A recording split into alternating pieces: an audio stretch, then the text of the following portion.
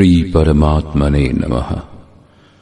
যথার্থ গীতা, শ্রীমদ্ ভগবদ গীতা, অথ চতুর্দশ অধ্যায়।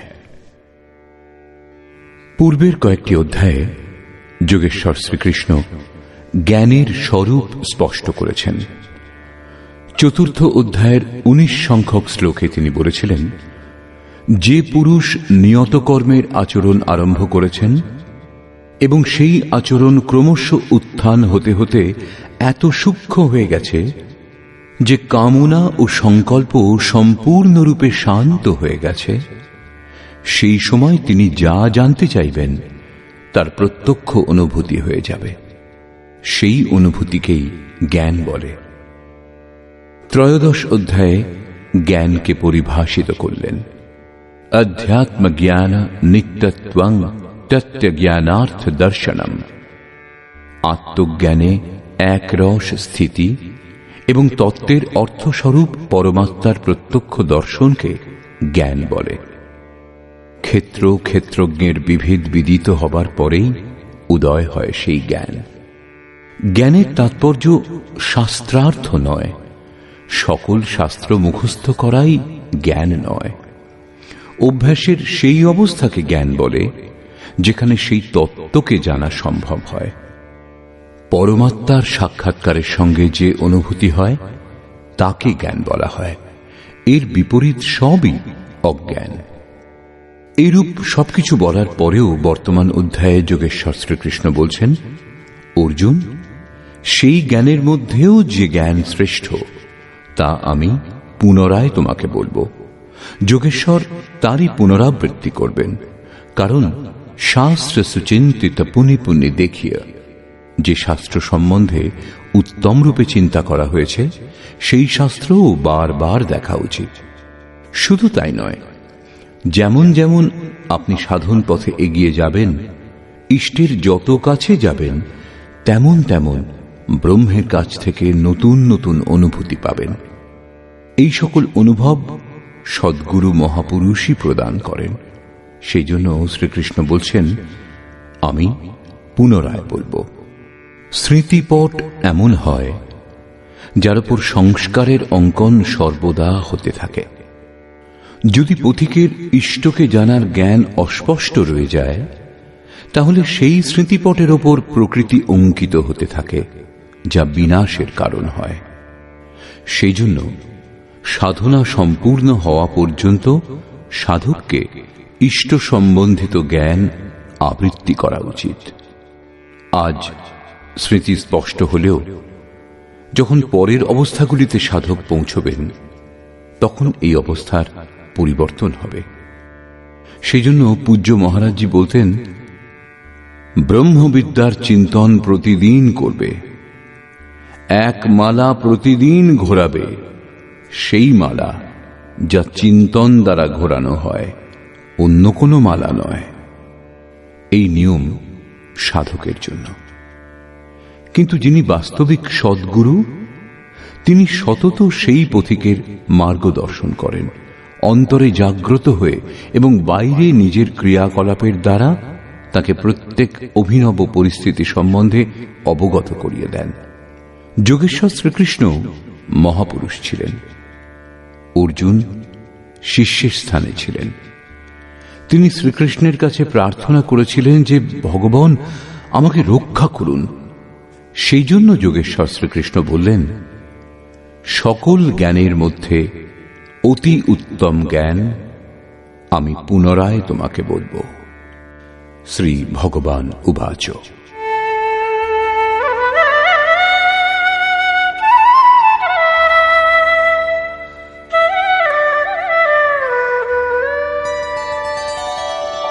परं भूयः प्रवक्ष्यामि ज्ञानानां ज्ञानमुत्तमम् यज्ञात्वा मुनयः सर्वे परां सिद्धिमितो गताः।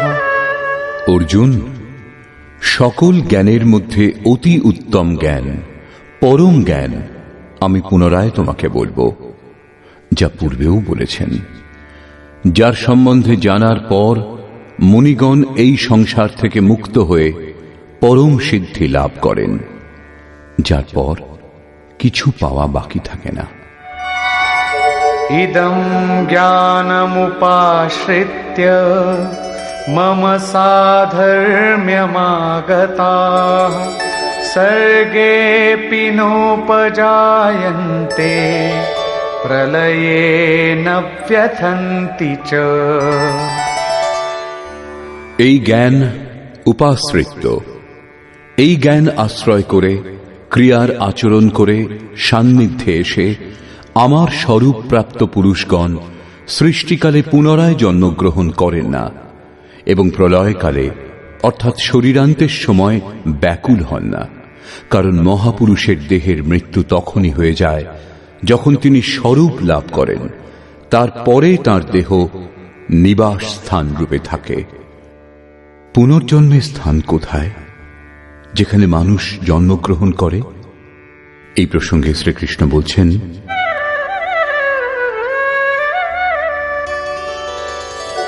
মম যোনির্মহৎ ব্রহ্ম তস্মিন গর্ভম দধাম্যহম সম্ভবঃ সর্বভূতানাং ততো ভবতি ভারত। হে অর্জুন, আমার মহৎ ব্রহ্ম অর্থাৎ অষ্টধামূল প্রকৃতি সর্বভূতের উৎপত্তির কারণ রূপ যোনি এবং তাতে আমি চেতন রূপ বীজ স্থাপন করি। সেই জড় চেতনের সংযোগে সর্বভূতের সৃষ্টি হয়।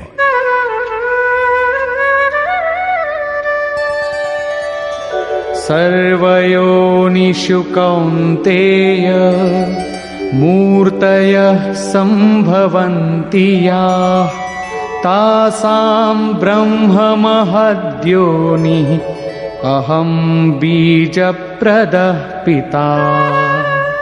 কৌন্তেয়, সমস্ত যোনিতে যে সকল দেহ উৎপন্ন তাদের সকলের যোনি গর্ভধারিণী মাতা, অষ্টধামূল প্রকৃতি এবং আমি বীজ স্থাপন কর্তা পিতা।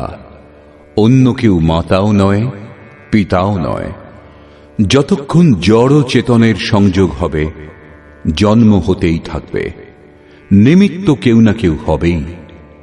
চেতন আত্মা জড় প্রকৃতিতে কেন আবদ্ধ হয়? এই প্রসঙ্গে বলছেন,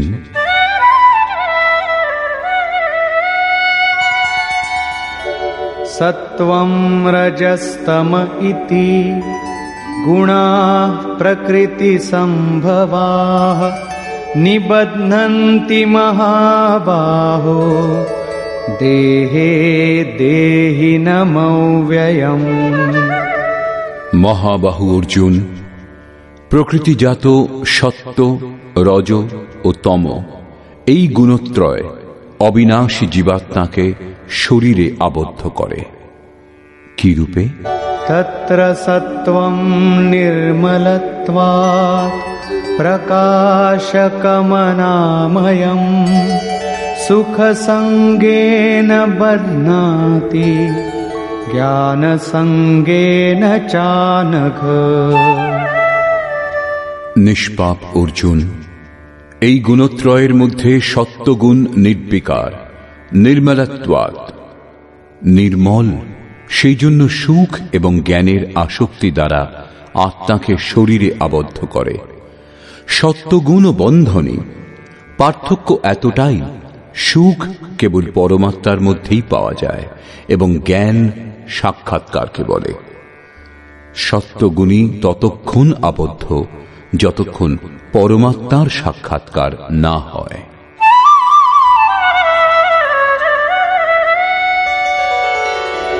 রজো রাগাত্মকং বিদ্ধি তৃষ্ণা সঙ্গ সমুদ্ভবম তন্নিবধ্নাতি কৌন্তেয় কর্ম সঙ্গেন দেহিনম।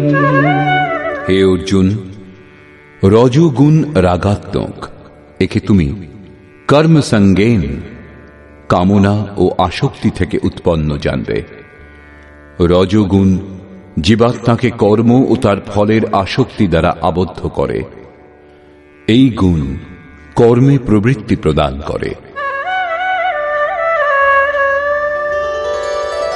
তমস্ত্বং জ্ঞানজং বিদ্ধি মোহনম সর্বদেহিনাং প্রমাদালস্য নিদ্রাভি তন্নিবধ্নাতি ভারত। অর্জুন, তমগুণ সকল দেহধারীগণকে মোহমুগ্ধ করে। একে তুমি অজ্ঞান থেকে উৎপন্ন জানবে। এই গুণ আত্মাকে প্রমাদ অর্থাৎ ব্যর্থ চেষ্টা, আলস্য যে কালকে করা হবে এবং নিদ্রা দ্বারা বদ্ধ করে। নিদ্রার অর্থ এই নয় যে তমগুণী বেশি ঘুমোয়, দেহ শয়ন করে, এইরূপ নয়। ইয়া নিশা সর্বভূতানাম তস্যাম জাগর্তি সংযমী। এই জগৎ রাত্রিরূপ। তমগুণী ব্যক্তি এই জগৎরূপ রাত্রিতে দিবারাত্রি ব্যস্ত থাকে, প্রকাশ স্বরূপের দিক থেকে অচেতন থাকে। তমগুণী নিদ্রা একেই বলে। যিনি এর মধ্যে আবদ্ধ তিনিই নিদ্রিত। এখন গুণত্রয়ের বন্ধনের সামূহিক স্বরূপ বলছেন। সত্ত্বং সুখে সঞ্জয়তি রজঃ কর্মণি ভারত জ্ঞানমাবৃত্য তু তমঃ প্রমাদে সঞ্জয়ত্যুত। অর্জুন, সত্ত্বগুণ সুখে, শাশ্বত পরম সুখের ধারাতে প্রবৃত্ত করে, রজগুণ কর্মে প্রবৃত্ত করে এবং তমগুণ জ্ঞানকে আবৃত করে প্রমাদে অর্থাৎ অন্তঃকরণের ব্যর্থ চেষ্টাতে প্রবৃত্ত করে।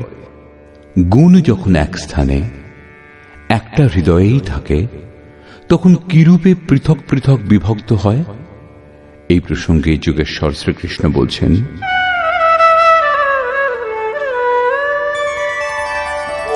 রজস্তমশ্চাভিভূয় সত্ত্বং ভবতি ভারত রজঃ সত্ত্বং তমশ্চৈব তমঃ সত্ত্বং রজস্তথা। হে অর্জুন, সত্ত্বগুণ রজ ও তমগুণকে অভিভূত করে প্রবল হয়, সেইরূপ রজগুণ সত্ত্ব ও তমগুণকে অভিভূত করে প্রবল হয়। এইরূপ তমগুণ সত্ত্ব ও রজগুণকে অভিভূত করে প্রবল হয়। কিরূপে জানা যাবে যে কখন কোন গুণটি অধিক সক্রিয়? সর্বদ্বারেষু দেহেস্মিন প্রকাশ উপজায়তে জ্ঞানম যদা তদা বিদ্যাৎ বিবৃদ্ধম সত্ত্বমিত্যুত। যে কালে এই দেহে, অন্তঃকরণে এবং সকল ইন্দ্রিয়ে ঈশ্বরীয় প্রকাশ এবং বোধ শক্তি উৎপন্ন হয়, সেই সময় এইরূপ জানতে হবে যে সত্ত্বগুণ বর্ধিত হয়েছে এবং লোভ প্রবৃত্তিরারম্ভঃ কর্মণাম শমঃ স্পৃহা রজস্যেতানি জায়ন্তে বিবৃদ্ধে ভরতর্ষভ। হে অর্জুন, রজগুণ বর্ধিত হলে লোভ, কর্মে প্রবৃত্ত হবার প্রচেষ্টা, কর্ম আরম্ভ, অশান্তি অর্থাৎ মনের চঞ্চলতা, বিষয় ভোগের স্পৃহা এই সকল উৎপন্ন হয়। তমগুণের বৃদ্ধিতে কি হয়? অপ্রকাশো প্রবৃত্তিশ্চ প্রমাদো মোহ এব চ তমস্যেতানি জায়ন্তে বিবৃদ্ধে কুরু নন্দন। অর্জুন, তমগুণ বৃদ্ধি পেলে অপ্রকাশ, প্রকাশ পরমাত্মার দ্যোতক, ঈশ্বরীয় প্রকাশের দিকে না এগোনোর স্বভাব, কার্যম কর্ম, যা করণীয় প্রক্রিয়া, তাতে প্রবৃত্তির অভাব, অন্তঃকরণে ব্যর্থ চেষ্টা সকলের প্রবাহ এবং সংসারে বিমুগ্ধ করে যে প্রবৃত্তিগুলি, এই সমস্ত উৎপন্ন হয়। এই সমস্ত গুণের সম্বন্ধে জানা থাকলে কি লাভ? यदा सत्त्वे प्रवृद्धे तु प्रलयं याति देहभृत् तदोत्तमविदां लोकान् अमलान् प्रतिपद्यते।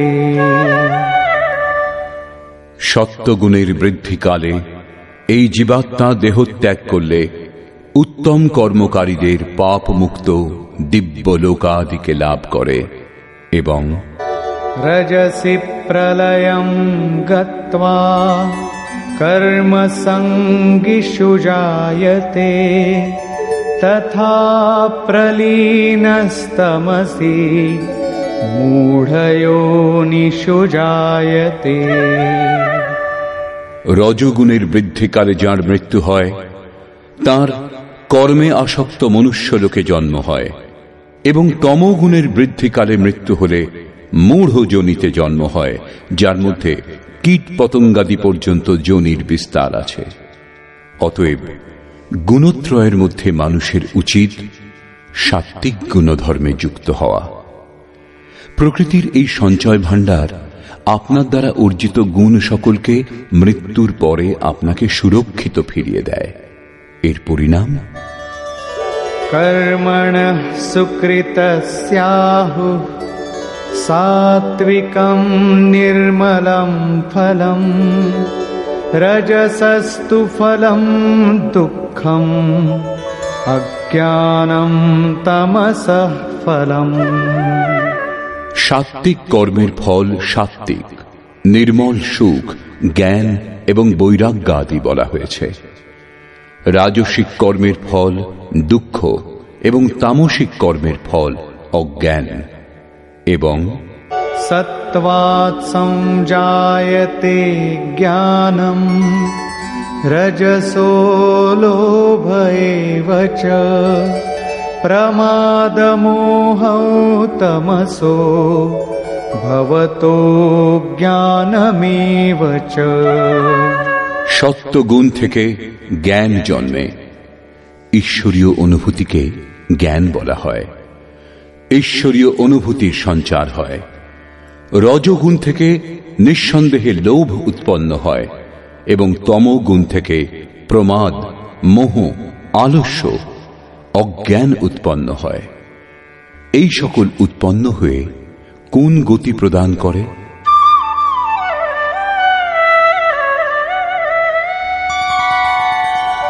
ऊर्ध्वं गच्छन्ति सत्त्वस्था मध्ये तिष्ठन्ति राजसाः जघन्यगुणवृत्तिस्था अधो गच्छन्ति तामसाः। সত্যগুণে স্থিত পুরুষগণ ঊর্ধ্বমূলম, সেই মূল পরমাত্মার দিকে এগিয়ে যান, নির্মল লোকাতীতে গমন করেন। রজগুণে স্থিত রাজসিক ব্যক্তিগণ মধ্যম শ্রেণীর মানুষ হয়, যাদের সাত্ত্বিকম বিবেক বৈরাগ্য থাকে না এবং অধম কীটপতঙ্গ যোনিগুলিতেও জন্ম হয় না, পরন্তু পুনর্জন্ম প্রাপ্ত হয়। এবং নিন্দিত তমগুণে প্রবৃত্ত তামসিক ব্যক্তিগণ অধোগতি অর্থাৎ পশু পক্ষী কীট পতঙ্গাদি অধম যোনিতে জন্মগ্রহণ করে। এইরূপে ত্রিগুণই কোনো না কোনো রূপ যোনির কারণ। যারা এই গুণত্রয় অতিক্রম করেন তারা জন্মবন্ধন থেকে মুক্ত হন এবং আমার স্বরূপ লাভ করেন। এই প্রসঙ্গে বলছেন,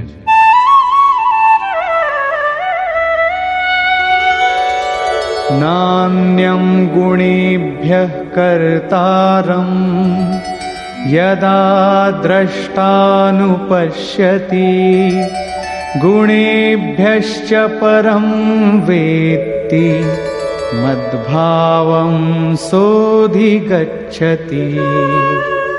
যে কালে দ্রষ্টা আত্মা ত্রিগুণ ব্যতীত অন্য কাউকে কর্তা বলে দেখেন না এবং ত্রিগুণের অতীত পরম তত্ত্ব ব্যক্তি বিদিত হন, সেই সময় সেই পুরুষ আমার স্বরূপ লাভ করেন। এটা বৌদ্ধিক মান্যতা নয় যে গুণ গুণেতেই আবর্তিত হয়। সাধনা করতে করতে সাধক এমন এক অবস্থায় এসে পৌঁছন যখন সেই পরমের অনুভূতি লাভ হয়, তখন ত্রিগুণ ব্যতীত অন্য কাউকে কর্তা বলে দেখতে পান না। সেই সময় পুরুষ ত্রিগুণাতীত হন। এটা কল্পিত মান্যতা নয়। এবং এই প্রসঙ্গেই আরো বলছেন, গুণানেতানতীত্যত্রীন দেহি দেহ সমুদ্ভবান জন্ম মৃত্যু জরা দুঃখৈর বিমুক্তো মৃতমশ্নুতে। পুরুষ স্থূল দেহোৎপত্তির কারণ রূপ এই গুণত্রয় অতিক্রম করে জন্ম, মৃত্যু, বৃদ্ধাবস্থা এবং সকল প্রকার দুঃখ থেকে মুক্ত হয়ে অমৃত তত্ত্ব লাভ করেন। এই প্রসঙ্গে অর্জুন জিজ্ঞাসা করলেন, অর্জুন উবাচ,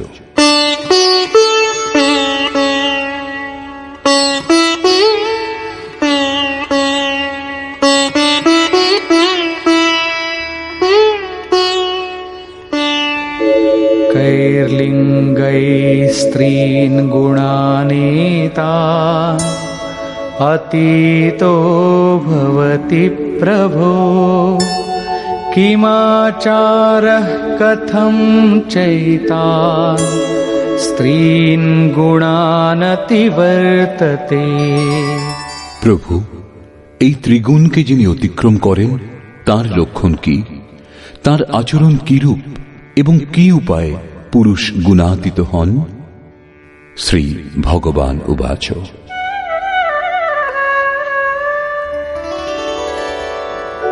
প্রকাশঞ্চ প্রবৃত্তিঞ্চ মোহমেব চ পাণ্ডব ন দ্বেষ্টি সম্প্রবৃত্তানি ন নিবৃত্তানি কাঙ্ক্ষতি। অর্জুনের এই তিনটি প্রশ্নের উত্তর দিয়ে যোগেশ্বর শ্রীকৃষ্ণ বললেন, অর্জুন, যিনি সত্যগুণের কার্য ঈশ্বরীয় প্রকাশ, রজগুণের কার্য প্রবৃত্তি এবং তমগুণের কার্য মোহে প্রবৃত্তি হলে দেশ করেন না এবং নিবৃত্ত হলে সেই সকলের আকাঙ্ক্ষাও করেন না, এবং উদাসীনবদাসীনো গুণৈর্যো ন বিচাল্যতে গুণাবর্তন্ত ইত্যেব যোবতিষ্ঠতি নেঙ্গতে। এইরূপ উদাসীনের সদৃশ স্থিত যিনি, তিনি গুণ সমূহ দ্বারা বিচলিত হন না। গুণ সকল গুণে প্রবৃত্ত এইরূপ জেনে সেই অবস্থা থেকে সরে যান না, তখন তিনি গুণাতীত।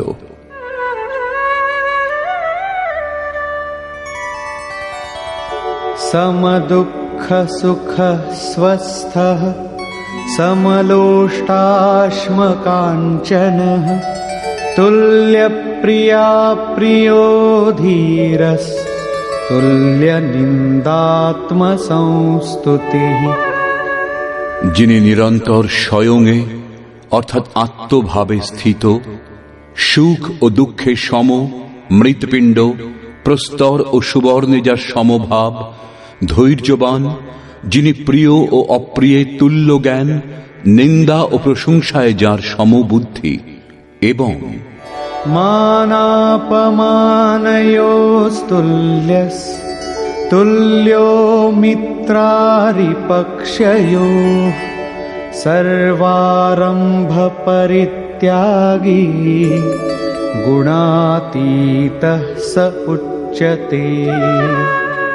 যিনি মান ও অপমানে সম, মিত্র ও শত্রুপক্ষেও সম, যিনি সকল আরম্ভের ত্যাগ করেছেন, সেই পুরুষকে গুণাতীত বলা হয়।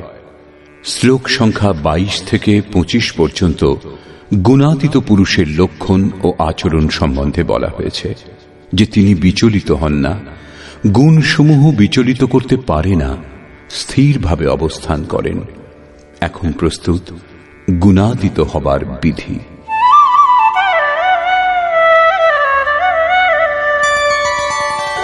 মাং চ यो व्यभिचारेण भक्तियोगेन सेवते सगुणान् समतीत्यैतान् ब्रह्मभूयाय कल्पते। যে পুরুষ অব্যভিচারিণী ভক্তি দ্বারা অর্থাৎ ইষ্টের অতিরিক্ত অন্য সাংসারিক স্মরণগুলি থেকে সম্পূর্ণ মুক্ত হয়ে যোগ দ্বারা অর্থাৎ সেই নির্ধারিত কর্ম দ্বারা নিরন্তর আমার ভজনা করেন, তিনি উত্তম রূপে ত্রিগুণকে অতিক্রম করে পরব্রহ্মের সঙ্গে একীভূত হবার যোগ্য হন, যাকে কল্প বলা হয়। ব্রহ্মের সঙ্গে একীভূত হওয়াই বাস্তবিক কল্প। অনন্যভাবে নিয়ত কর্মের আচরণ না করে কেউ গুণাতীত হয় না। অবশেষে যোগেশ্বর নির্ণয় করলেন,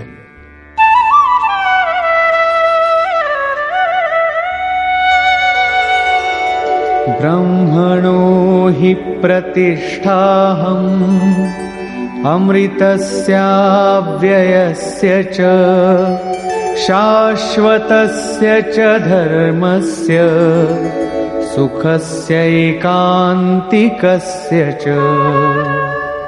হে অর্জুন, সেই অবিনাশী ব্রহ্মের যার সঙ্গে তিনি কল্প করেন, যার মধ্যে তিনি গুণাতীত একইভাবে স্থিত হন, অমৃতের, শাশ্বত ধর্মের এবং সেই অখণ্ড এক রস আনন্দের আমি আশ্রয়, অর্থাৎ পরমাত্মস্থিত সদ্গুরুই এদের সকলের আশ্রয়। শ্রীকৃষ্ণ যোগেশ্বর ছিলেন। এখন যদি আপনি অব্যক্ত, অবিনাশী, ব্রহ্ম, শাশ্বত ধর্ম, অখণ্ড এক রস আনন্দ পেতে চান, তাহলে কোন তত্ত্বস্থিত, অব্যক্তস্থিত মহাপুরুষের আশ্রয়ে যান। তার দ্বারাই উপরোক্ত স্থিতি লাভ করা সম্ভব। নিষ্কর্ষ। বর্তমান অধ্যায়ের আরম্ভে যোগেশ্বর শ্রীকৃষ্ণ বলেছিলেন, অর্জুন, জ্ঞানসমূহের মধ্যে অতি উত্তম পরম জ্ঞান সম্বন্ধে আমি পুনরায় তোমাকে বলবো, যা জেনে মুনিগণ উপাসনার দ্বারা আমার স্বরূপ লাভ করেন। তারপর সৃষ্টির আদিতে তারা পুনরায় জন্মগ্রহণ করেন না, কিন্তু দেহত্যাগ নিশ্চয়ই হয়। কিন্তু সেই সময় তারা ব্যথিত হন না। তারা সেই দিনই দেহত্যাগ করেন যেদিন স্বরূপ লাভ করেন। প্রাপ্তি জীবিত অবস্থাতেই হয়, কিন্তু দেহান্তের সময়ও তারা ব্যথিত হন না। প্রকৃতিজাত সত্য, রজ ও তম এই তিনটি গুণই জীবাত্মাকে দেহে আবদ্ধ করে। দুটি গুণকে অভিভূত করে তৃতীয় গুণের বৃদ্ধি সম্ভব। গুণ পরিবর্তনশীল। প্রকৃতি অনাদি, এর বিনাশ হয় না, পরন্তু ত্রিগুণের প্রভাব এড়ানো যেতে পারে। গুণ মনের ওপর প্রভাব বিস্তার করে। সত্যগুণের বৃদ্ধিকালে ঈশ্বরীয় প্রকাশ ও বোধ শক্তি জাগে। রজগুণ রাগাত্মক, সেই সময় কর্মের প্রতি লোভ, আসক্তি এই সমস্ত উৎপন্ন হয়। এবং অন্তঃকরণে তমগুণ কার্যরূপ নিলে আলস্য, প্রমাদ ঘিরে ফেলে। সত্যগুণের বৃদ্ধিকালে মৃত্যু হলে পুরুষ শ্রেষ্ঠ নির্মল লোকাদিতে জন্মগ্রহণ করে।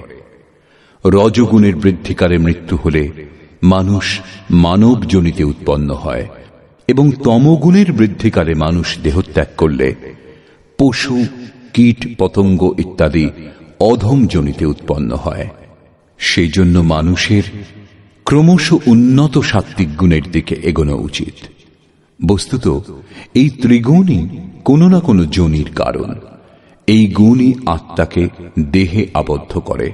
সেই জন্য গুণাতীত হওয়া উচিত। মুক্ত পুরুষ যে গুণত্রয় থেকে মুক্ত হন তার স্বরূপ বলবার পর যোগেশ্বর বললেন, অষ্টধামূল প্রকৃতি গর্ভধারিণী মাতা এবং আমি বীজরূপ পিতা, অন্য কেউ মাতা অথবা পিতা নয়। যতক্ষণ এই ক্রম চলবে ততক্ষণ চরাচর জগতে নিমিত্ত রূপে কেউ না কেউ মাতা পিতা হতেই থাকবে, কিন্তু বস্তুত প্রকৃতিই মাতা এবং আমি পিতা। এই প্রসঙ্গে অর্জুন 3টি প্রশ্ন করেছেন। গুণাতীত পুরুষের লক্ষণ কি? কিরূপ আচরণ হয়? কোন উপায়ে মানুষ এই ত্রিগুণের অতীত হন? এইরূপ যোগেশ্বর শ্রীকৃষ্ণ গুণাতীত পুরুষের লক্ষণ এবং আচরণ বললেন, এবং শেষে গুণাতীত হবার উপায়ও বললেন। যে পুরুষ অব্যভিচারিণী ভক্তি ও যোগ দ্বারা নিরন্তর আমার ভজনা করেন তিনি ত্রিগুণাতীত হন। অন্য কারো চিন্তা না করে নিরন্তর ইষ্টের চিন্তা করা অব্যভিচারিণী ভক্তি। যিনি সংসারের সংযোগ বিয়োগ থেকে সর্বথা মুক্ত তারই নাম যোগ। তাকে কার্যরূপে অনুষ্ঠিত করার নাম কর্ম।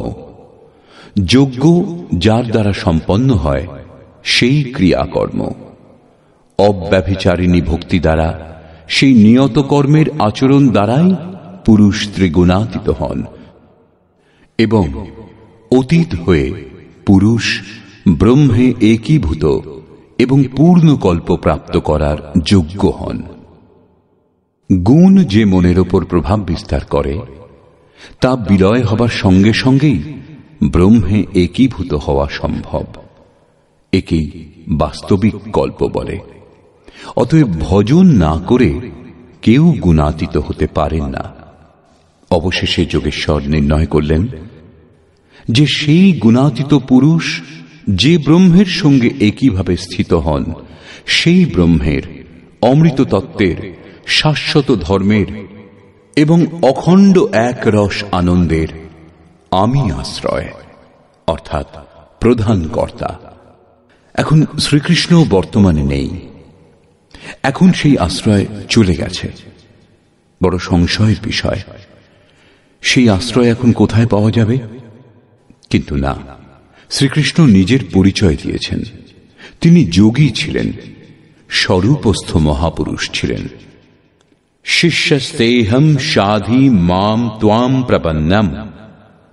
অর্জুন বলেছিলেন, আমি আপনার শিষ্য, আপনার শরণাগত, আমাকে রক্ষা করুন।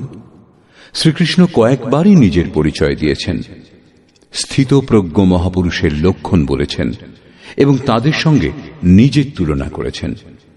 অতএব স্পষ্ট হল শ্রীকৃষ্ণ মহাত্মা যোগী ছিলেন।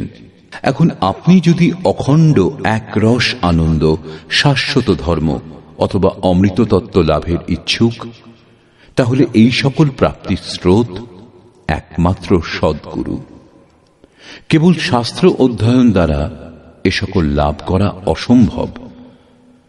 যখন সেই মহাপুরুষ আত্মা থেকে অভিন্ন হয়ে রথী হয়ে যান, তখন ধীরে ধীরে অনুরাগীকে সঞ্চালিত করতে করতে তার স্বরূপ পর্যন্ত, যাতে তিনি স্বয়ং প্রতিষ্ঠিত, পৌঁছিয়ে দেন। মহাপুরুষই একমাত্র মাধ্যম। এইরূপ যোগেশ্বর শ্রীকৃষ্ণ নিজেকে সকলের আশ্রয় বলে এই 14 অধ্যায় সমাপ্ত করলেন, যাতে গুণসমূহের বর্ণনা বিস্তারপূর্বক করা হয়েছে। অতএব